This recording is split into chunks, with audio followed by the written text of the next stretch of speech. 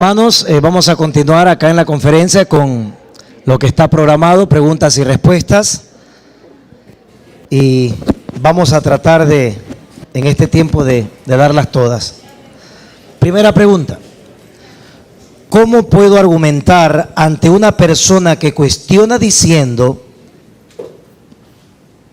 que si de predestinación se trata, ella no puede ni debe esforzarse por creer en el Evangelio?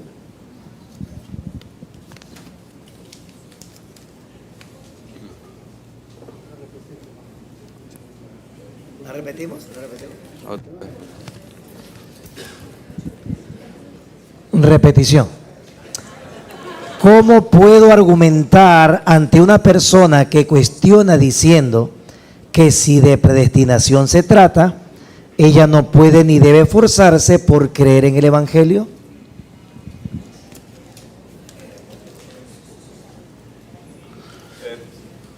Bien, como hemos podido estudiar en relación al tema de la elección del Señor, de la obra de Dios, salvando soberanamente, aunque nosotros conocemos esa realidad del llamado soberano de Dios, que la salvación es solamente de Él, la Biblia a la misma vez hace el llamado a las personas a que crean en el Evangelio.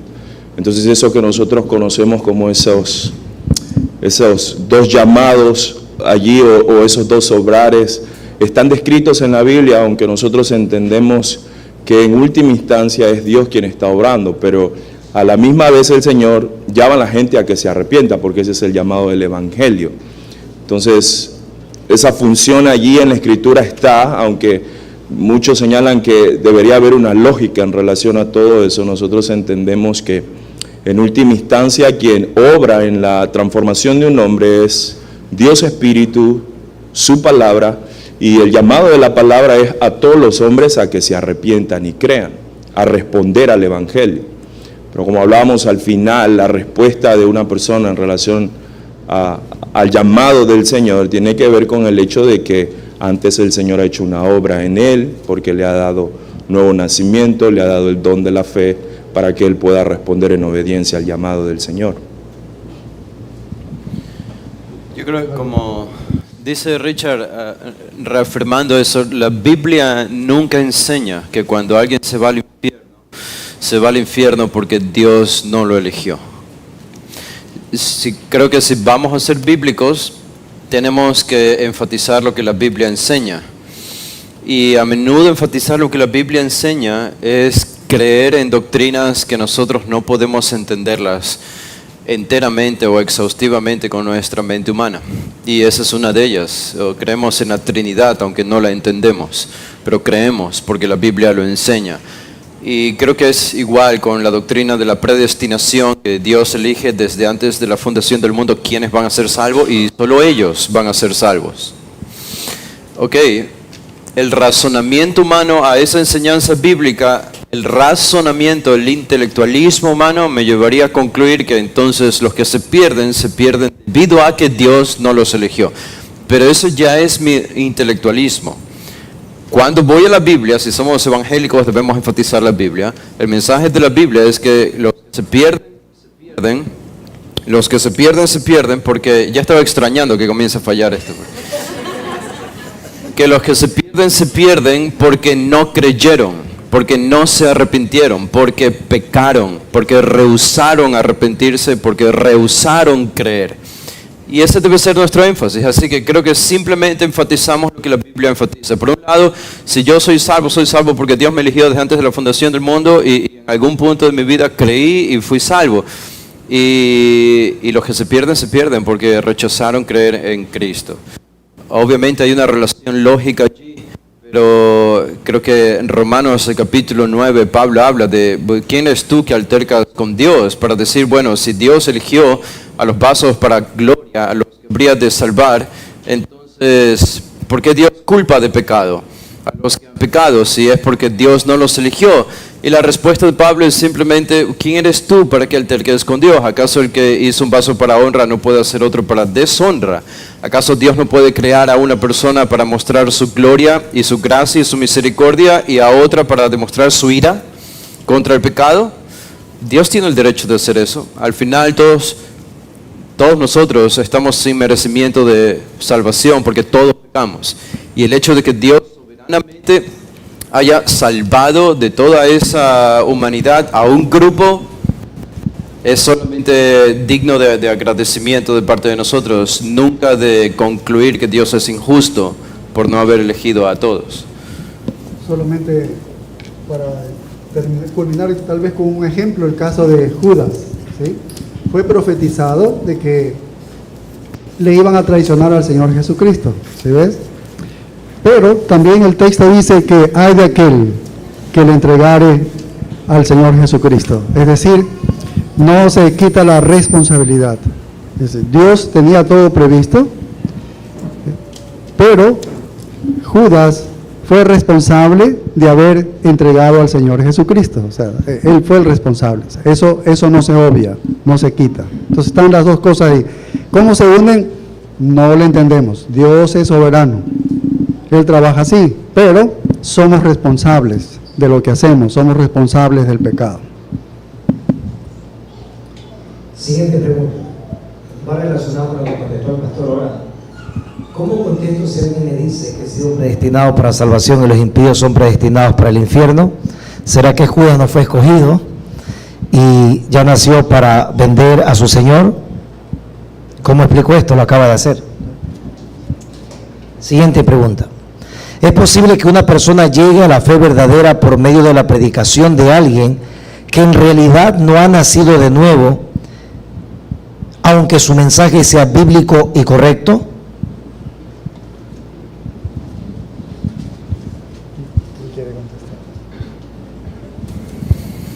O sea, creo que lo común, lo correcto debería ser que el pregonero del Evangelio debe ser uno que es salvo, ¿sí? Debe ser salvado, debe conocer esa salvación y con esa convicción predicarla, el Espíritu Santo obrando.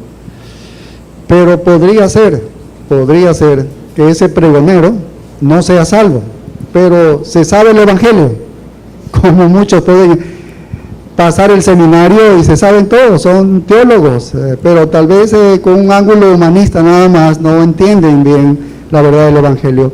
Pero lo puede predicar al Evangelio y Dios podría usar esa correcta predicación del Evangelio, si Él quisiera, y salvar a una persona.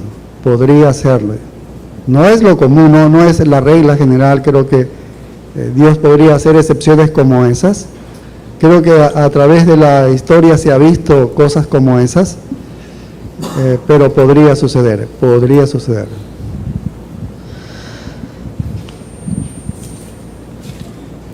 ¿El Espíritu Santo se aparta del creyente cuando peca? Aquí ha respondido él mismo o ella, sí se aparta, pone. Y hay otra pregunta. ¿Quiénes son nuestros hermanos? Y ha respondido, creyente y no creyente. Y la pregunta para nosotros. Y la pregunta... sí, así está, ¿no? Vamos con la primera. ¿El Espíritu Santo se aparta del creyente cuando peca? Yo no creo que se aparta. El lenguaje de la Biblia cuando un creyente peca es que se... no creo que se aparta. El lenguaje de la Biblia cuando un cristiano peca es que se contrista, se entristece, pero no se va, no desaparece o se aparta. No sé si es un lenguaje bíblico decir que el Espíritu se aparta cuando un creyente peca. Sí se contrista, sí. ¿Y cuál era la segunda? ¿Cuáles son nuestros hermanos, creyentes o no creyentes? ¿Cuáles son nuestros hermanos? ¿Creyentes o no creyentes? Nuestros hermanos son los creyentes, ¿no? Claro, sí. Son los creyentes porque tenemos un mismo Padre, por eso somos hermanos. Así es. Siguiente inquietud. Según 1 de Juan 2:19, entendemos que no existen creyentes apartados. ¿Qué quiere decir entonces la historia del hijo pródigo? La historia del hijo pródigo no es la historia de un creyente que se apartó. La historia del hijo pródigo en realidad el objetivo final de esta parábola de Jesús es mostrar que el hermano mayor era una representación de los fariseos, los que estaban cerca del Padre, que en este caso reflejaría o simbolizaría a Jesús. Siempre cerca del Padre, siempre obedeciendo aparentemente al Padre, siempre haciendo todo lo que el Padre decía. De esta manera se veían los fariseos a sí mismos. Mientras que los fariseos veían a los publicanos y los pecadores, los inmorales de la sociedad, los veían como justamente el hijo pródigo, estos personas de la sociedad judía que cometían pecados inmorales, que estaban muy lejos de Dios y que solo merecían la condenación y nada más, que casi que no había esperanza de salvación para ellos. Y lo interesante de la historia ficticia es una parábola de Jesús, en la parábola del hijo pródigo, es que Jesús revierte el orden de la salvación en esta parábola, y al final dice, bueno, el hijo pródigo es cierto, era un inmoral, como los judíos que ustedes ven en la sociedad, a los que ustedes piensan que nunca van a ser salvos, pero en algún punto de su vida Dios obró en su corazón, entró en razón, creyó, se salvó, se arrepintió y regresó al Padre. Y mientras que el hijo mayor, que siempre estuvo cerca del Padre, al ver cómo el papá había tratado al hijo con misericordia, a su hermano menor, el hermano mayor se llenó de ira, se llenó de enojo y de ingratitud, y resultó ser peor que el hijo inmoral que se había ido y había regresado, porque ni siquiera entró a participar de la fiesta que el padre hizo. Así que la parábola celebra la misericordia de Dios. La misericordia de Dios sobre un pecador inmoral. Y representa el enojo y la ira que los fariseos tenían a Jesús por recibir a pecadores y a inmorales. Claro que los recibía porque venían reconociendo su pecado, pero los recibía y les mostraba esa misericordia, y ese era el enojo y la ira de los fariseos y los escribas contra Jesús. Así que al final de la parábola es claro que Jesús les dice a ellos, a los fariseos, ustedes son como el hermano mayor, siempre pensaron que estaban cerca de Dios, pero en sus corazones estaban muy, muy lejos. Era una religiosidad externa, pero no hubo nunca una verdadera salvación. Así que el hijo menor en esta parábola no es la de un creyente que se aparta y regresa, es la de alguien que nunca fue un creyente. Que nunca fue un creyente, demostró ser un no creyente, pero en algún punto se arrepiente, llega a la salvación y regresa a la casa del Padre. ¿Cuál debe ser la actitud o proceder del creyente, miembro de una denominación, cuyo liderazgo está ejercido por una dama creyente, según 1 Timoteo 2:12?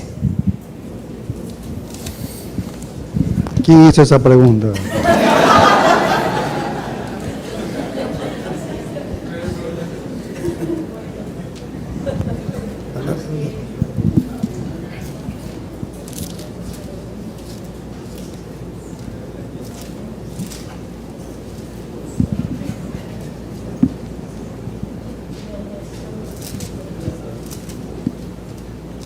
Dice palabra fiel, si alguno en el obispado buena obra desea, pero es necesario que el obispo sea irreprensible, marido de una sola mujer. Bueno, y ya usted sabe lo que dice la característica que debe tener es el pastor, que debe ser un hombre, un esposo. Debe tener una mujer, debe tener hijos en sujeción y otra serie de virtudes. Dios ha dejado de que su iglesia, es la iglesia de Cristo, Cristo pagó el precio y compró la iglesia. Así que la iglesia no es de los pastores, la iglesia no es de la congregación, la iglesia es de Cristo. Por eso hacemos todo lo que la Biblia dice, es de Él la iglesia. Y si Él dice, mi iglesia quiero que funcione de esta manera, es así como debe funcionar. ¿Por qué deberíamos alterar lo que Dios dice? Porque eso sería resistirnos, sería como rebeldes. No vamos a querer como tú nos dices, que el hombre solamente dirija la iglesia, sino que la mujer también dirija la iglesia. Pero no es otra cosa que el feminismo del mundo que se ha insertado en la iglesia. La iglesia, yo no sé por qué, pero la ha acogido eso. Y entonces hay feminismo en la iglesia del Señor, y rompe todos los esquemas en una desobediencia terrible de cómo la iglesia debe ser gobernada y dirigida. Y entonces esa iglesia hace lo que quiere. Y si tú eres un hermano que estás en una denominación así, que permiten eso, pues sal corriendo. Por eso no es una iglesia bíblica. Se ha rebelado contra lo que Dios ha determinado cómo debe funcionar su iglesia. No es el criterio de nosotros los pastores que decimos así debemos funcionar, no es eso, sino como Dios establece. A la luz de eso, respondiendo a esa pregunta, ese hermano o hermana debería salir de ese lugar, ¿no? Si está en una iglesia que está dirigida por una mujer, el consejo nuestro sería que deben salir de ese lugar, porque no es una iglesia, no conforma los componentes bíblicos para ser ni siquiera llamado una iglesia.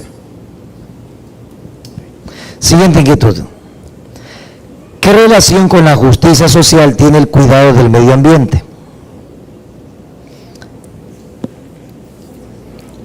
Sigo leyendo. ¿Es este cuidado del medio ambiente de mayor peso para la teología de la liberación? ¿Mayor peso o mayor o más importante o categoría mayor? ¿Qué relación tiene la justicia social con el medio ambiente?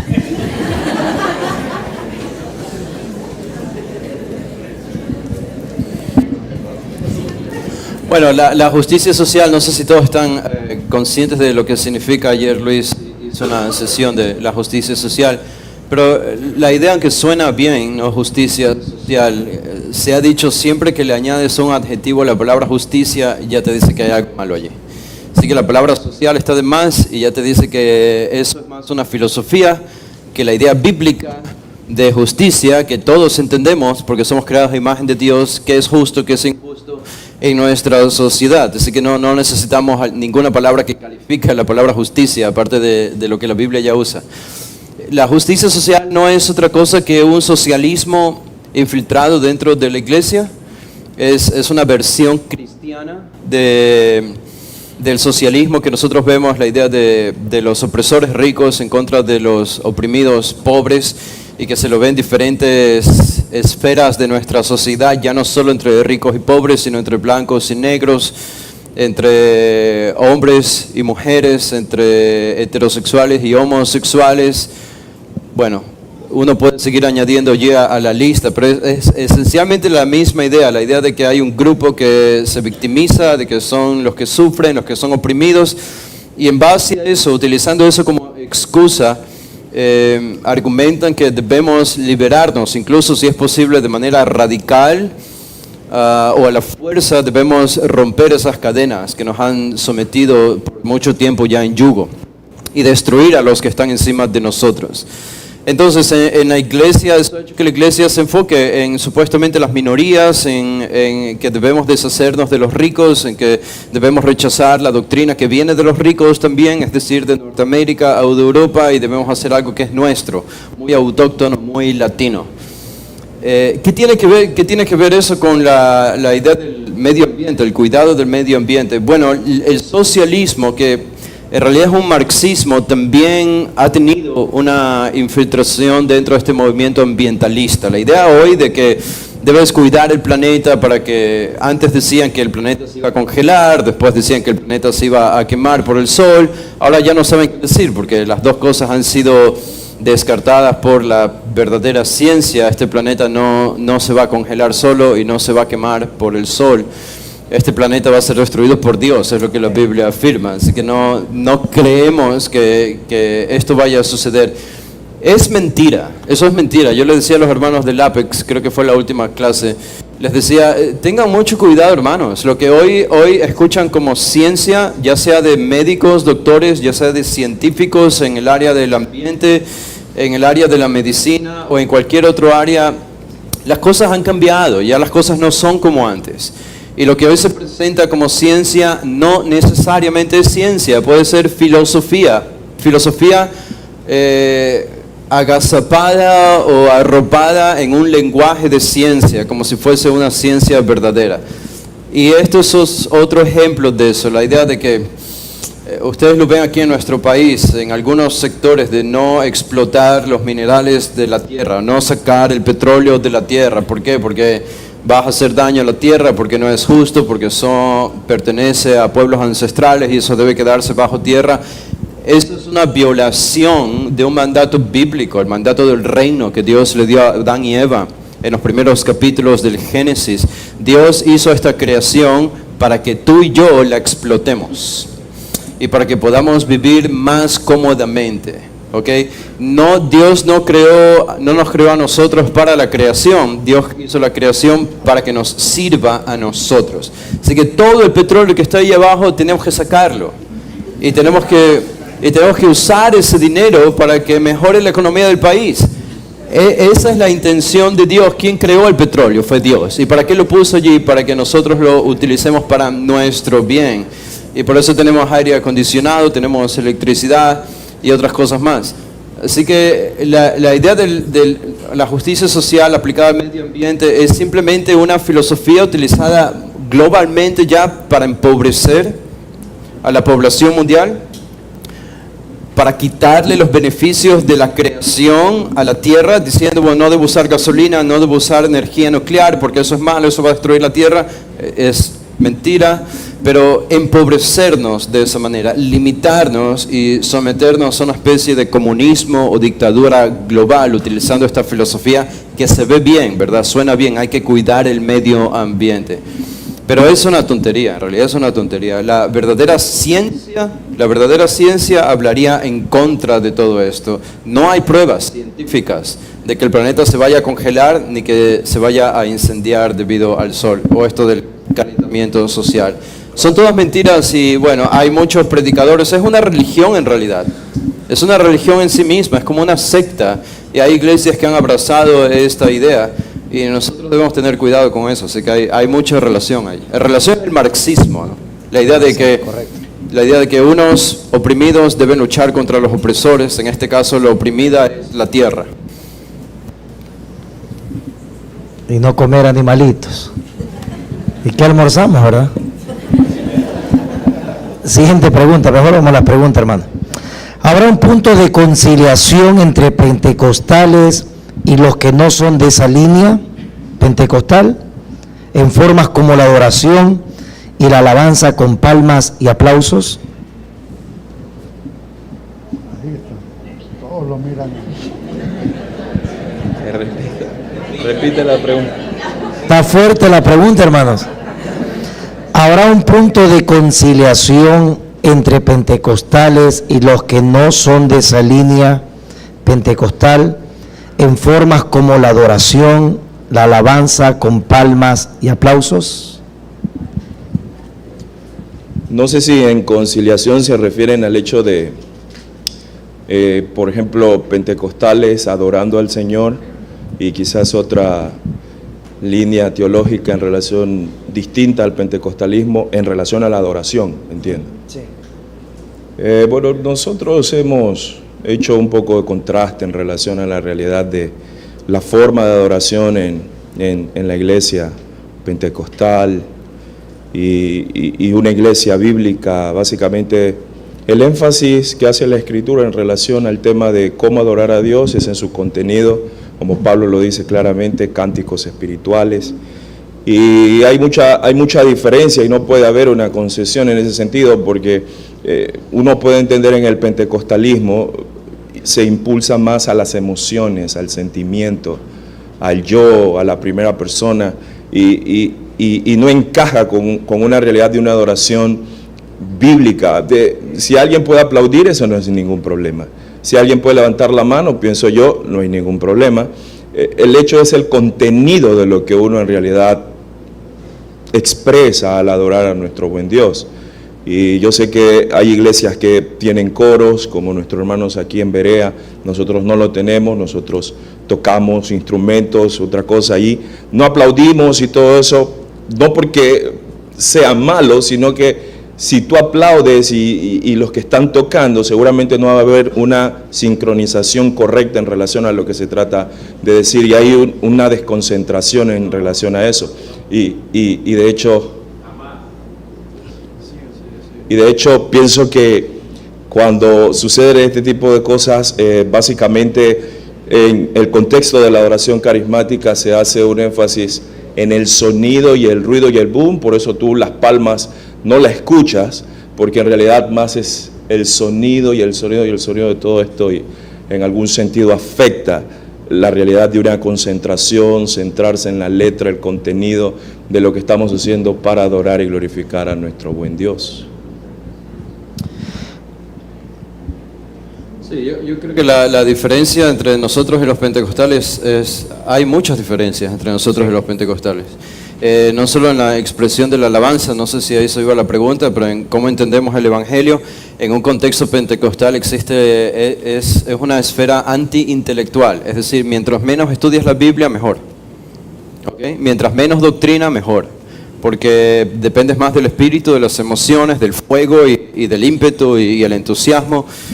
Y entre nosotros obviamente eso no es bíblico. Necesitamos crecer más en doctrina si queremos adorar mejor al Señor con la verdad que la doctrina, la Biblia nos enseña. Entonces nuestra comprensión del Evangelio es diferente, aunque no creemos que ellos predican un diferente Evangelio, pero es un Evangelio, como hemos predicado aquí, reducido, limitado, no doctrinal o casi antidoctrinal, que ha sumido a mucha gente en un conocimiento bíblico muy iletrado, y produce, en ese contexto de iglesias pentecostales se producen muchas falsas conversiones, y ese es un problema, porque estás haciéndole creer a la gente que es salva cuando no es salva, y estás jugando allí con el destino eterno de algunas almas, y eso es algo serio. Entonces hay diferencias importantes, y como decía Richard allí, se ven también en la forma en la que alabamos a Dios o en la adoración de la iglesia, y obviamente hay un ala enfatiza más la verdad, adorar a Dios con la mente, y en la otra ala pentecostal es adorar a Dios más con las emociones. Y creo que el énfasis de la Biblia es adorar más con la mente, y no es que no tengamos emociones, claro que están allí, pero la Biblia nunca enfatiza emociones, así que tampoco debemos enfatizar emociones. La Biblia enfatiza la verdad, debemos enfatizar la verdad. ¿Cómo entender la depravación total en los hombres escogidos en el Antiguo Testamento? Cuando David en muchos salmos dice que él busca de Dios, pero Pablo dice en Romanos 3:10 que no hay quien busque a Dios. ¿Cómo explicar? ¿Es posible, segunda pregunta, ¿es posible que un escogido de Dios caiga en apostasía? Tercera pregunta, ¿en sus interpretaciones de Juan Calvino se puede considerar que hubo ciertos errores, considerando que como humano podemos equivocarnos? ¿Es posible? Repite la primera. Bueno, la de Juan Calvino era un humano, ¿no? ¿Cómo entender la depravación total en los hombres escogidos en el Antiguo Testamento? Cuando David en muchos salmos dice que él busca de Dios, pero Pablo dice en Romanos 3:10 que no hay quien busque a Dios. ¿Cómo lo explico? Romanos 3 es verdad, ahí explica, y es una característica de todos los hombres están ahí, toda la humanidad, Antiguo Testamento, Nuevo Testamento y los que van a venir todavía, ¿sí? Ahí está, es el retrato de todo hombre pecador. No hay quien busque a Dios, no hay quien entienda, no hay bueno ni siquiera uno, y todo lo que dice allí. Ahora, no tiene nada que ver en el Antiguo Testamento cuando dice David, porque David era salvo, por eso busca a Dios. Nosotros somos cristianos, cuando somos cristianos buscamos a Dios, ya tenemos el Espíritu Santo. El Espíritu Santo nos empuja a buscar a Dios. Entonces, siendo cristianos, buscamos a Dios. Habla del impío. Ahora, David no era impío en los salmos. Él era un creyente. De hecho, estaba escribiendo como salmista allí algunos salmos. Y así que él buscaba a Dios, como cualquiera de nosotros siendo cristianos que buscamos a Dios. Solo para añadir un poco ahí en relación a la mención de la depravación total, como bien Pablo lo explica, decía el pastor ahí en Romanos capítulo 3, la idea de esa doctrina evidentemente viene desde el inicio de todas las cosas, porque el libro de Génesis señala claramente la realidad, cómo ha entrado el pecado y por ende la muerte, y desde allí se hace el énfasis claramente, Moisés, en relación que desde ese momento todos los hombres que nacen en esa condición, y evidentemente el estado permanente de estos es de muertos espirituales, y esa realidad en el Antiguo Testamento ha sido manifestada desde el inicio de la caída de nuestros padres.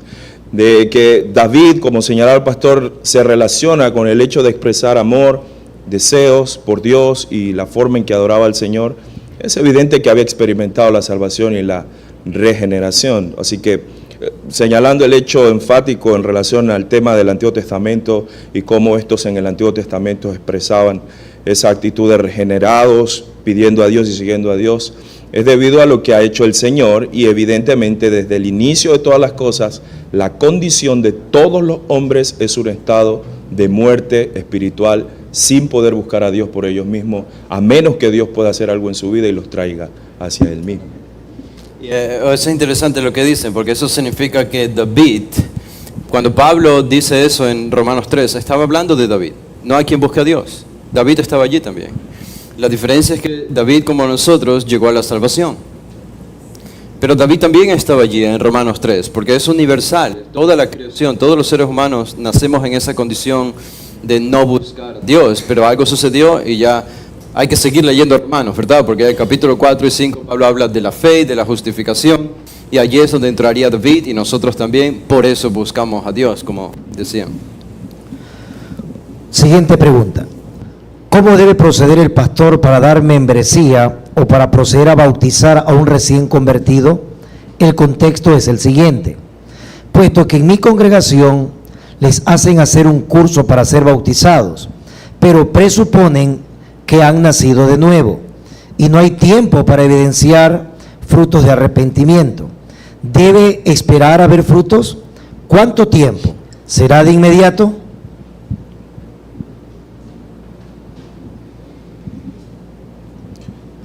Bueno, en mi caso personal, en relación a nuestra iglesia, bueno, creo que cada uno de los ancianos deben de tener un poco de discernimiento en relación a todo esto y cómo se manejan con esa filosofía de ministerio allí. Pero, por ejemplo, nosotros vemos que alguien ha profesado fe en el Señor Jesucristo, tiene deseos por el Señor. Bueno, estamos aquí para guiarte, para seguirte. Esperamos que verdaderamente Él esté mostrando un interés por el Señor, evidentemente yendo a la iglesia para sujetarse al liderazgo de los ancianos para que le instruyan en la palabra. Y llega un punto donde nosotros, al verlo, bueno, por ejemplo, nosotros lo hacemos, por ejemplo, 2 veces en el año, en una fecha en específico, tenemos clases de membresía. Evidentemente, si hay alguien que ha venido a la fe en el Señor, y entonces comenzamos a dar estas instrucciones, estas clases, y preparamos también la cuestión de las clases del bautismo. Se les dice si es que quieren seguir en obediencia a todo esto, bueno, y ellos responden que sí. Entre lo que nosotros podemos determinar en un lapso de tiempo, lo hacemos a veces 6 meses o a veces 1 año. Por ejemplo, de hecho, ahora mismo nosotros ya habíamos preparado a algunas personas para las clases de membresía, y no estamos diciendo que estos no son creyentes, ni estamos afirmando ya en su totalidad que sí lo sean, porque vamos a refrenar el hecho de descender a las aguas con ellos, porque hemos visto cuestiones en particular que dan a notar que no hay un compromiso con el Señor Jesucristo, no hay un deseo de querer hacer aquello que implica el hecho de seguirle, congregarse, comprometerse con las cuestiones relacionadas al Evangelio. Entonces, nosotros debemos examinar y ver eso, y podemos hacer un análisis de eso y en discernimiento tomar decisiones con quién aceptarlo y quién no aceptarlo. Pienso que quizás algunos lo pueden hacer de otra manera y a veces simplemente toman decisiones, ya lo identifican, siguen el proceso, los presentan y ya, pero creo que cada uno en la iglesia local debe de examinar y saber cómo se maneja en relación a aquello. Bien, nosotros aquí tenemos un curso de membresía, cualquiera lo puede aplicar y puede asistir al curso. Debe llenar un formulario, hay preguntas importantes para saber de su vida espiritual, cómo fue nacido de nuevo y una serie de cosas que se pregunta allí. Y luego tienen una entrevista. Entonces en esa entrevista van le van a hacer preguntas adicionales sobre su vida espiritual, cosas así. Y si no pasa la prueba, o sea, hay muchas respuestas que no muestran una coherencia de ser un creyente, pues le decimos, regrese después de 3 meses a hacer de nuevo el curso para ver.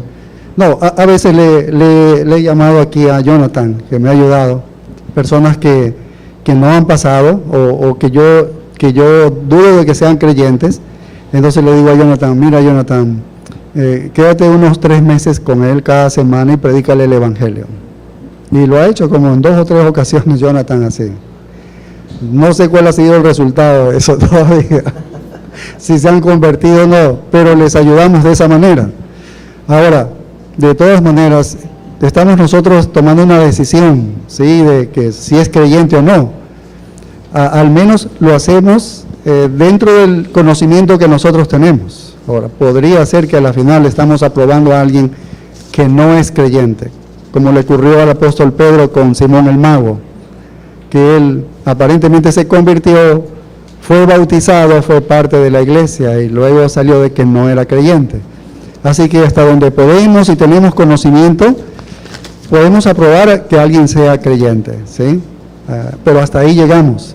Y eso es un filtro muy bueno, porque la iglesia debe solamente estar compuesta por cristianos, no por no cristianos. Entonces es una responsabilidad de nosotros, entonces que solamente sean cristianos los que deban formar parte de la iglesia. Que vengan cientos de personas que no son cristianos, qué bueno, contentos, que escuchen el mensaje y en algún momento el Señor salvará sus vidas y entonces serán parte de esta iglesia, serán miembros de esta iglesia. El expositor dijo que es Dios mismo el que nos ha salvado, y esto es verdad, que hasta el cristiano que le cae Alzheimer y olvida el Evangelio, Dios lo salva. Pero ¿qué hay del que nunca se ha arrepentido y pierde la memoria? ¿Cómo se le predicará a aquellas personas? ¿O cómo actúa Dios con aquellos que han perdido la memoria?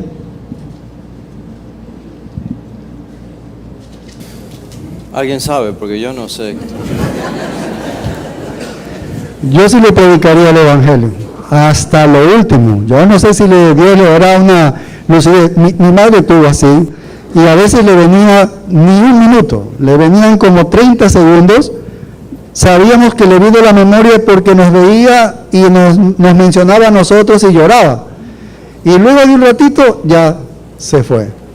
Yo le predicaría el Evangelio hasta lo último a esa persona. Quién sabe si Dios le alumbra en algún momento y escucha el Evangelio.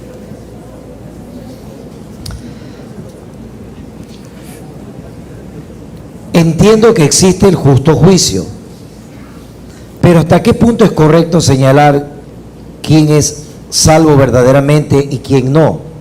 Sin convertirme en una persona que se cree saber quién es quién y quién no, sin ser juzgados por los que nos rodean y caer en pecado.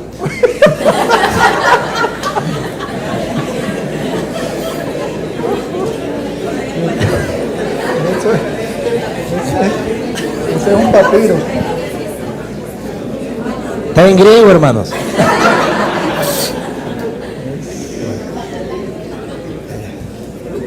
Creo que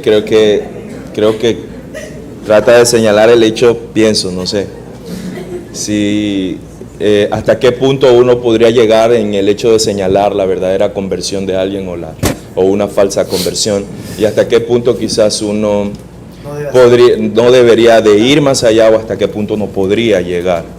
Y bueno, esa ha sido la discusión de toda la vida entre los cristianos, porque siempre uno dice, no, yo creo que esta persona no es cristiana, porque mírala cómo vive y todo esto y así, y ahí está el otro que dice, no, pero tú no puedes determinar que no sea cristiana, igual a pesar de que tiene debilidades, continúa, a pesar de su debilidad, él sigue firme, y hay esa disputa ahí, no, yo en mis conceptos, yo no lo tengo como cristiano, no, pero yo pienso que no deberíamos ser tan prontos en decir eso porque quizás él pueda tener un cambio y pueda tener un compromiso más adelante, la palabra pueda obrar en él y todo eso. Entonces, yo entiendo que nosotros no estamos en la posición por las Escrituras de determinar quién es cristiano y quién no es cristiano, señalándolo con el dedo y diciendo, este sí es cristiano, este no es cristiano. Evidentemente nosotros tenemos el fruto de la Escritura que nos señala que las evidencias externas de una verdadera conversión,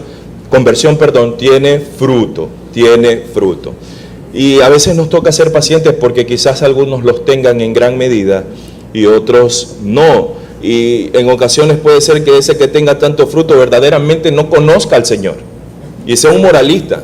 Y nosotros lo tenemos como cristianos, pero va rumbo hacia el infierno, porque confía en sus obras o descansa en lo que él pueda hacer, como tienes al otro que tiene debilidades y a veces falla, pero está volviendo, y nosotros podemos decir, oye, pero cae a cada rato y falla nuevamente, pero sí, ahí ese no es ningún cristiano, y ese va rumbo hacia el cielo, porque en realidad él ha confiado en Cristo y a pesar de sus debilidades continúa. Entonces, no está en nosotros en que definamos este sí, este no, sino que fielmente tenemos que comunicar la palabra de Dios y ella se encargue de santificar y cada uno sea llevando frutos conforme a la voluntad de Dios. Y evidentemente es un tema crítico, como les digo, porque siempre hay discusión acerca de eso, porque también hay personas que viven vidas que en realidad evidencian que el nombre de nuestro Señor Jesucristo sea blasfemado y Dios juzga eso también en la Escritura. Y al menos lo que podríamos señalar es ni afirmar ni negar. Uno podría decir, yo tengo dudas de la salvación de tal individuo. Dudas no significa que estoy diciendo sí es creyente o no es creyente, pero tengo mis dudas y al final Dios sabrá cómo obrar en aquello. Solo una recomendación para la próxima conferencia, no hagan tan largas porque escriben todo, mira. Son unos testamentos, pero bueno, es hambre por la palabra. ¿Qué diferencias hay entre creer solo intelectualmente y creer para salvación? Por ejemplo, Hebreos 6, versículo 4, se puede entender el Evangelio, pero no ser regenerado. No es que esté en dudas, lo he estudiado, sino que me gustaría que usted nos explique, también para que todos aquí entendamos y confirmar que es correcto lo que he estudiado.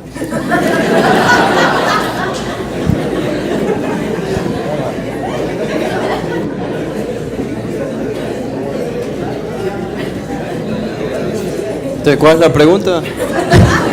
¿Qué diferencias hay entre creer solo intelectualmente y creer para salvación según Hebreos 6:4? Claro, esa es la diferencia, ¿no? Que uno puede creer solo intelectualmente y eso no significa que uno crea para salvación. El que cree para salvación va a manifestar los frutos de haber creído, su vida es transformada, sus prioridades cambian, su comportamiento cambia, todo cambia. Y alguien que cree intelectualmente puede vestirse de alguna moralidad, de alguna ética externa, de un credo que puede ser fiel, pero no necesariamente hay un cambio de corazón interno, una transformación interna. Bueno, mencionaba el pasaje de Hebreos 6:4, ¿no? Y justamente el autor de los Hebreos reconoce este peligro. En la iglesia a la que escribe habían creyentes probablemente con un trasfondo judío que habían manifestado una supuesta conversión, habían profesado a Cristo, eran parte de la iglesia, pero no necesariamente eran salvos y ellos estaban siendo tentados a regresar a algunos aspectos del judaísmo, negando la salvación solamente por la fe, por la gracia de Dios.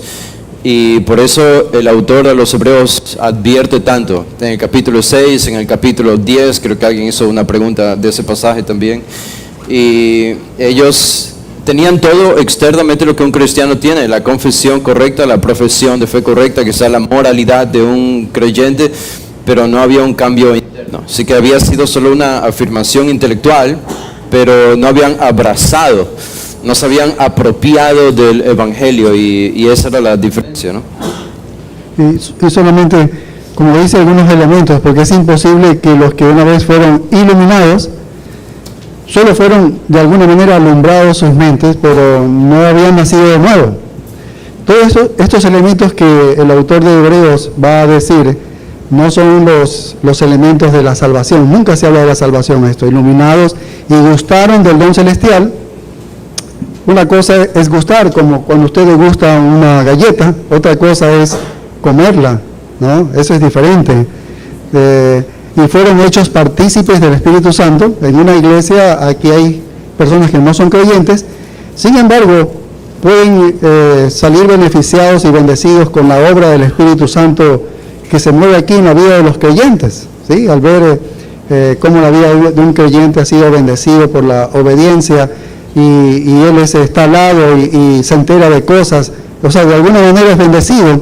Dice, y asimismo gustaron de la buena palabra de Dios, pero no es que la palabra de Dios ellos la hacían ni la obedecían, solo gustaron, dice, y los poderes del siglo venidero. Todas estas características no son de un convertido, son de uno que no ha sido convertido, ¿sí? Entonces es diferente a alguien que intelectualmente puede ser despertado a otro que ha sido salvado. Y por eso más adelante en el verso 9 cambia de audiencia, porque aquí está hablando a las personas judíos que no eran creyentes, por eso habla de eso. Pero ya en el verso 9 dice, pero en cuanto a vosotros, oh amados, ahí cambia la audiencia, cambia a los que son creyentes, ¿no?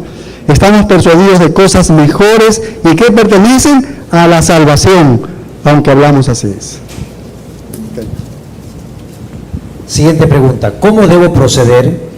En mi congregación he predicado sobre la salvación que solo depende de Dios, sobre la predestinación, pero mi pastor lo rechaza.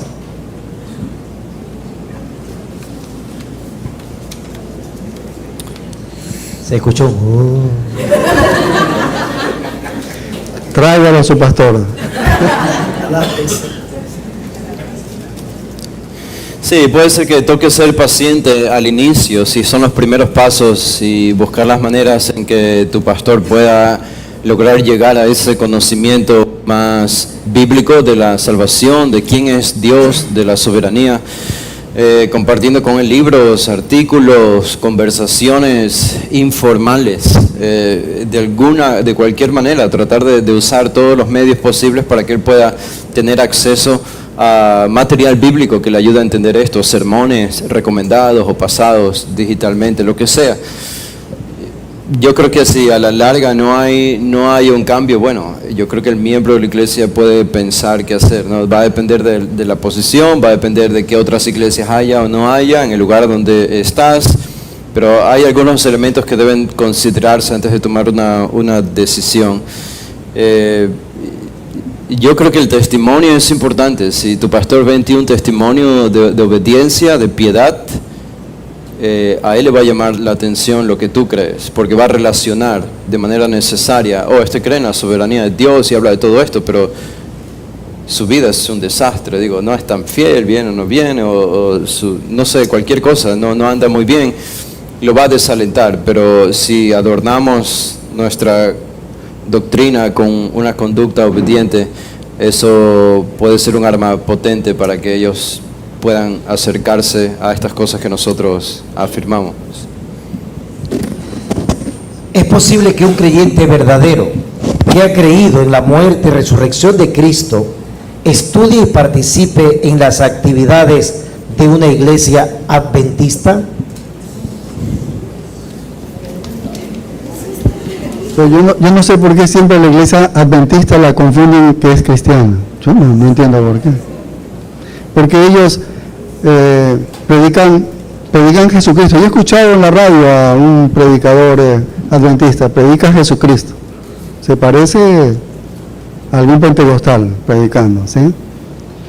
Pero en toda su doctrina ellos tienen que seguir las reglas del Antiguo Testamento, no deben comer tal cosa, se cuidan de esto. O sea, este es un evangelio falso. Eso es un evangelio falso porque a la gracia le has aumentado un mérito, es decir, algo que yo debo hacer adicional. Es como los judaizantes en Galacia decían a ellos, ¿crees en Jesucristo? Qué bueno, Jesucristo te da la salvación, pero además debes circuncidarte. Y ya eso es aumentarle a la gracia, que es Jesucristo. La salvación solo es por gracia. pero le aumenta sus méritos, se cayó ya la gracia y ahora es por mérito, se ha vuelto por mérito. Entonces, los adventistas tienen un evangelio por obras. Un evangelio, aunque lo presentan a Jesucristo, pueden predicarte igual, pero la vida de ellos, su doctrina, se sostiene bajo el Antiguo Testamento. Entonces, son como los judíos, ¿no? Bueno, los judíos no creen ni en Jesucristo, ¿no? Entonces, es un falso evangelio. Entonces si tú eres un cristiano, estás allí, o sea, yo no sé qué haces allí, o sea, sal corriendo de ahí, ¿no? Por lo menos debo estar en una iglesia que sea cristiana, que tenga el evangelio correcto. Siguiente inquietud. Y quizá una de las razones por las que es algo popular, puede ser la iglesia adventista, es que leyendo la historia de cómo llegó el evangelio a Ecuador, casi simultáneamente cuando llegaron las primeras denominaciones o misioneros cristianos a Ecuador, por allí llegaron los adventistas también. Así que son casi tan antiguos como la misma llegada del evangelio, porque bueno, en Estados Unidos en los 1800 es el surgir de las sectas, mormones, testigos de Jehová y adventistas. Entonces, junto con misioneros bautistas o de otras denominaciones, también fueron llegando misioneros de sectas como la de los adventistas. Durante la conferencia, en la primera predicación, se indicó que la expresión vida eterna está ligada al conocimiento de Dios y de Cristo.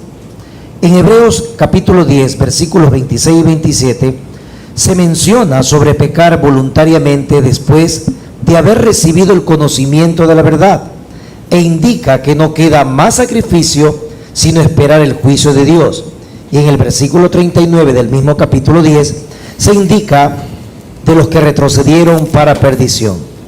¿Cómo aclaramos estas expresiones a quienes utilizan estos versículos para fundamentar que la salvación se pierde?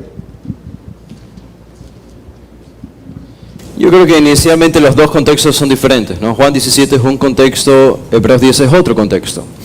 Juan 17, Jesús está hablando de los que el Padre le ha dado en la eternidad pasada. Y es en ese contexto de la eternidad pasada, los que conocen la salvación, la vida eterna, son los que conocen a Dios, al Dios verdadero y al Hijo a quien tú has enviado. Así que es a Jesucristo a quien has enviado. En este contexto de Juan 17, la discusión de Jesús es los que son salvos desde la eternidad pasada. Ahora, el contexto en el que aparece la palabra conocer en Hebreos 10 es uno diferente, no es de la eternidad pasada. Es de nuevo, de que ya se hablaba hace un momento, o el que mencionamos, de profesantes creyentes en una iglesia como la de los hebreos, que estaban siendo tentados a regresar a algunos aspectos del judaísmo, y por eso el autor hace advertencias. Así que el autor de los hebreos no está hablando de los que han sido salvos desde la eternidad pasada, y eso le da libertad para usar la palabra han conocido, sin que eso signifique salvación. Conocer en el libro de Hebreos no es sinónimo de salvación, es sinónimo de un acercamiento intelectual al Evangelio, un acercamiento intelectual a Dios. Conocimiento en Juan 17 no es un acercamiento intelectual meramente, es salvación, es nuevo nacimiento, es vida eterna. Y solamente adiciono el versículo 39, que dice, pero nosotros, otra vez cambia la audiencia, dice, pero nosotros no somos de los que retroceden para perdición. Nosotros los cristianos no retrocedemos para perdición, lo hemos predicado. El verdadero creyente permanece, sino de los que tienen fe para preservación del alma. Ese es el verdadero creyente, preserva, persevera. Siguiente inquietud. Tengo una carga en mi corazón por un familiar que ha escuchado el Evangelio pero aún no ha creído. A veces me cuesta descansar en Dios y me pregunto si solo Él salva. ¿Puede la oración intercesora influir en su decisión de salvar a alguien? ¿Cómo mantener la paz confiando en su voluntad?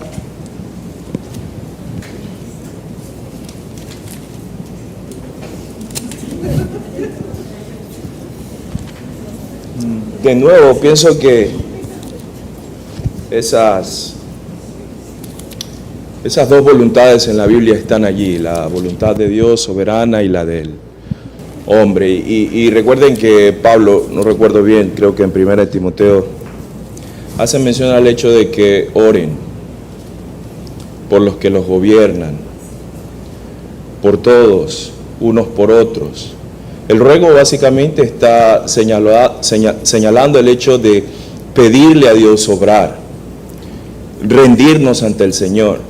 Es evidente que la salvación es del Señor, pero esas dos voluntades se armonizan en la Escritura y en la mente de Dios, y puedo orar por la salvación de mi familiar, pero yo a la misma vez puedo creer que Dios puede obrar, pero a la misma vez tengo que estar consciente que al final de todo eso es una decisión de Dios, es su voluntad, es su propósito, es su soberanía en relación a determinar quién va a ser parte del pueblo de Él, quién va a ser salvo. En este caso, oramos permanentemente por nuestros familiares, y no te sientas solo o sola con tu carga, porque no es que tenemos nosotros a toda nuestra familia salva. Gloria a Dios por los que pueden decir: toda mi casa el Señor la ha podido salvar. Nos alegramos por eso. Pero tenemos mucha familia que no está en el Señor, y no cesamos de orar. Oramos, lloramos, le rogamos a Dios que los salve, y Dios puede obrar. Si Él quisiera, los salve el día de mañana, más adelante, como también estoy consciente que Dios simplemente no los puede salvar. Y al final, ustedes saben, eso es una responsabilidad que cae sobre los hombres al no decidir ni querer venir en pos del Señor Jesucristo. Yo creo que debemos confiar, por eso, en la misma soberanía de Dios, porque yo no sé quién va a ser salvo, yo no lo sé. Entonces, ¿qué me toca a mí? Predicar, y entusiasmado: Señor, tal vez a quién vas a salvar ahora, o vas a sembrar la semilla del Evangelio en corazones que después tendrá fruto. Entonces, eso es lo que hacemos nosotros, y lo mismo sucedería en la oración. Nuestra responsabilidad es orar. Oramos por familiares hasta el día de hoy, ¿no? Oramos, y hasta el día que ya se muere el familiar dejaré de orar, ¿no? A menos que el Señor me muestre algo diferente, que no debo orar. Pero como yo no sé a quién va a salvar, entonces yo estoy entusiasmado para que salve a mis familiares y a muchas otras personas. Estamos orando. Además que la oración no es tanto que yo le voy a cambiar a Dios, ¿sí? La oración, lo que Dios me hace ganar a mí, es de que yo me acerco a los propósitos de Él, ¿no? Porque voy a entrar en comunión con Él, estoy en comunión con Él, y Él me va mostrando sus propósitos, ¿sí ves? Y vamos conociendo sus propósitos, y eso es una bendición para los que oramos. Pero seguiremos orando hasta el momento en el que el Señor nos diga una cosa diferente. Algo que quisiera añadir en relación a eso, extendiéndome un poquito más, porque creo que es necesario, por ejemplo, en el hecho de que cuando básicamente se predica un falso evangelio o un evangelio que no es conforme a la voluntad de Dios revelado en su palabra, por lo general, ante la realidad de una persona que se sienta mal por el hecho de no tener un familiar que venga al Señor o que se pierda, a lo largo del tiempo se ha consolado a este tipo de personas con promesas falsas, y una de esas es que ustedes saben, en el círculo pentecostal, esas promesas en relación a que cree en el Señor Jesucristo y serás salvo tú y tu casa, y le dan una promesa a alguien en el sentido de como una consolación, como tranquilo que el Señor tiene que hacer algo a como dé lugar con esta persona y la salvará. Pero mira, cuando uno estudia el Evangelio y cuando uno ve la profundidad y la riqueza de la gloria de Dios, hay algo que es chocante para nosotros, pero es real. ¿Y saben qué es? Que Dios es glorificado a través de los que salva, y Dios es glorificado a través de los que va a juzgar finalmente al final. Su gloria se va a manifestar tanto en salvación como en juicio. Y nosotros no reclamamos nada a eso. Nosotros le damos gloria a Él, porque cuando nos salva, nos ha salvado por gracia. Y cuando juzga, está juzgando correctamente la rebeldía de todos los hombres impíos, que incluyen incluso a nuestros familiares. Y eso es el Evangelio. ¿Qué me puede dar consuelo en relación a todo esto? Es el hecho de que no enojarme con Dios por lo que quizás a otro no pueda salvar o no haya sido salvo, sino el hecho de saber que en su bondad y gracia a mí Él me salvó, y yo me humillo ante Él y le doy gracias por su misericordia y por su favor. Creo que esa es una buena forma de decirlo. Quizá lo podemos decir concluyendo esa respuesta. Si mi mayor preocupación es la gloria de Dios, aunque pueda causarme algo de tristeza, la perdición de alguien a quien amo, ya sea por la salvación de alguien o el juzgamiento de alguien, eso no me va a desanimar, como la persona que hacía la pregunta. Probablemente cuando nos desanimamos en una medida no sana, porque alguien no ha sido salvo, es porque nuestra prioridad no es la gloria de Dios. No estamos pensando en la gloria de Dios, en la santidad de Dios, en quién es Dios. Si esa fuese nuestra prioridad, la tristeza ante la perdición de alguien podría estar allí, pero no nos afectaría tanto. De acuerdo a las varias exposiciones a lo largo de la conferencia, se ha ratificado que el evangelio que se predica en el Ecuador y en gran parte de Latinoamérica es un evangelio diluido, débil y no robusto. Podemos pensar que siguen habiendo personas que son salvadas en medio de esas iglesias o contextos. Aquí hay iglesias falsas, ¿sí? Que yo creo que será un puñado de la mano serán salvos y el resto son todos impíos. Aquí hay iglesias de la prosperidad falsas, usted las conoce. ¿Le digo el nombre? No, usted ya sabe. Sí. Ahí no hay creyentes. No hay creyentes. ¿Sí? Entonces, si el evangelio es muy diluido, no llega a salvar, porque no está el evangelio allí, no está el evangelio como para ser sembrado y producir salvación.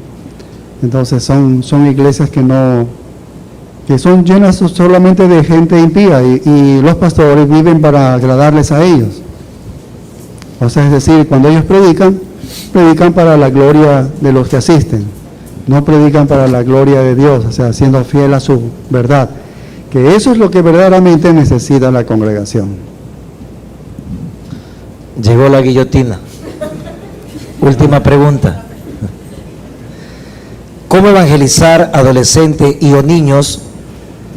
¿Se puede o se debe exponer el evangelio en unos minutos? A los niños es todo un proceso que uno les va preparando. Desde el hecho de castigarle, a la primera vez ya usted le prepara de que cuando él desobedece a los padres, que le han dicho claramente que no haga tal cosa y él la hace, entonces los padres deben castigarle y él va sabiendo que por la desobediencia hay un castigo. Y así mientras va creciendo y el padre le va enseñando a toda su familia las verdades de la Biblia, el evangelio incluido allí, entonces él va entendiendo, el evangelio le puede ser más claro para él, porque está siendo preparado, ha sido disciplinado cada vez que él se ha portado de manera incorrecta. Y tal vez una manera correcta de poder al niño llegar al corazón de él, o sea, ministrar el corazón de él es, yo digo, no, los abuelos no servimos para eso, siendo abuelos, porque se pelean dos de mis nietos por un juguete. ¿Y qué hacemos nosotros? Sandra y yo, comprémosle el mismo juguete al otro. Solucionado el problema, ¿verdad? Pero el corazón de ellos, ¿no? De ira, de maldad, de pensar de que ese juguete le da felicidad, no le hemos tocado. Mira, le compro el otro juguete y la maldad de ellos en el corazón sigue igualita. Entonces, ¿qué debe hacer el padre cuando ve eso? Entonces, coger y ministrar el corazón de ellos. Mira, lo que tú tienes se llama egoísmo, lo que tú tienes se llama ira. Sácale lo que hizo Caín con Abel y cosas como esas. Entonces, el niño va a ser ministrado en su corazón. Ahí le estás llegando a la vida del niño y así es como debes proceder en el resto de la... Bueno, hemos terminado este tiempo, se nos quedaron preguntas. Pastor Carlos nos despide en oración. Vamos a tener el último receso. Este receso hay café gratis. Muy bien, café gratis. Ya no llevan tickets, ya no hay tampoco. Ok, tickets. Pastor. Oremos. Gracias te damos, Señor, por tu gran misericordia y amor. Y por todos los hermanos aquí presentes. Bendice sus vidas, sus corazones, Señor. En tus manos queda